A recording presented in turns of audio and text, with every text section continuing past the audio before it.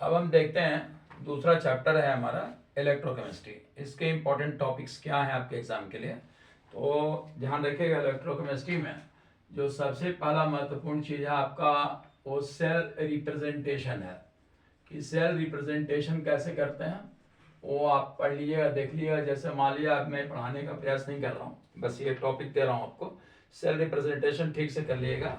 अगर मोनोवालेंट ion use होता है, मोनोवालेंट, सपोज कीजिए कि मोनोवालेंट आयन आपको यूज किया जा रहा है, तो ये सामान्य रूप से आपका Ag प्लस होता है। Ag प्लस और Ag यही होता है। इसमें आप सोडियम नहीं लगा सकते क्योंकि इसका इलेक्ट्रोड बन नहीं सकता है। इसके बाद हम लोग सेल रिएक्शन लिखने हमें आना चाहिए। सेल रिएक्शन ये लिखने के लिए आना चाहिए। इसमें कैथोड कौन बनता है, एनोड कौन बनता है, ये हमारी समझ में आना चाहिए। कैथोड कौन है और एनोड कौन है, ये बनेगा कौन, ये हमारी समझ में आना चाहिए। इसके बाद EMF ऑफ द सेल का जो फार्मूला है वो हमें याद होना चाहिए, EMF ऑफ सेल। और EMF सेल के बारे में आप जानते हैं, कैथोड माइनस ई एनोड होता है, ये अच्छे से मालूम होना चाहिए क्योंकि यहाँ से एक छोटा सा सवाल बनता है आपको।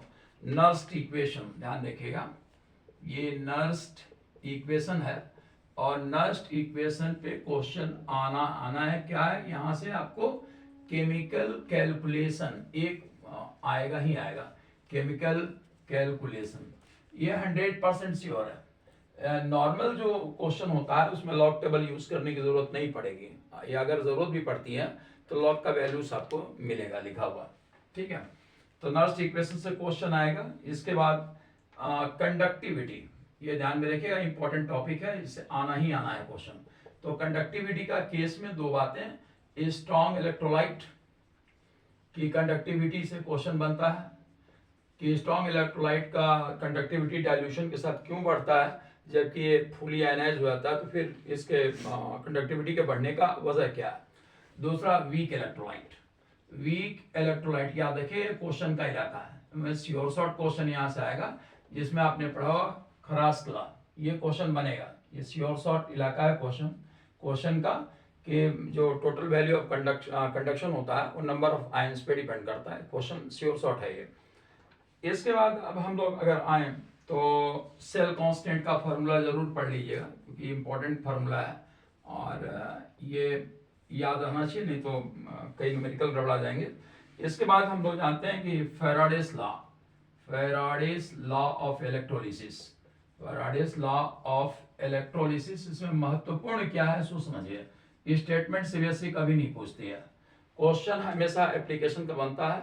फर्स्ट लॉ पे क्वेश्चन बनता है न्यूमेरिकल, फर्स्ट लॉ, और इस पे क्वेश्चन आपका बनेगा केमिकल कैलकुलेशन, वो आना ही आना है। ये भी लगभग 100% श्योर मान के चलिए, केमिकल कैलकुलेशन यहाँ से आएगा सवाल श्योर, फर्स्ट लॉ पे आता है। इसमें एक बात ध्यान रखिएगा, जेड की वैल्यू का प्रयोग मत कीजिएगा क्योंकि इलेक्ट्रोकेमिकल इक्विवेलेंट हमारा सिलेबस नहीं है, तो आप ऐसे कैलकुलेट कीजिएगा, ठीक है।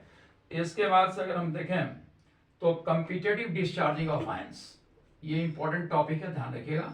Competitive discharging of ions, discharging of ions, competitive discharging of ions, सवाल यहाँ से श्योर शॉर्ट होगा, ध्यान रखिएगा। जैसे मान लिया किसी जगह पर H+ भी पहुंच गया और Na+ भी पहुंच गया तो डिस्चार्ज कौन करेगा, ये क्वेश्चन बनता ही बनता है।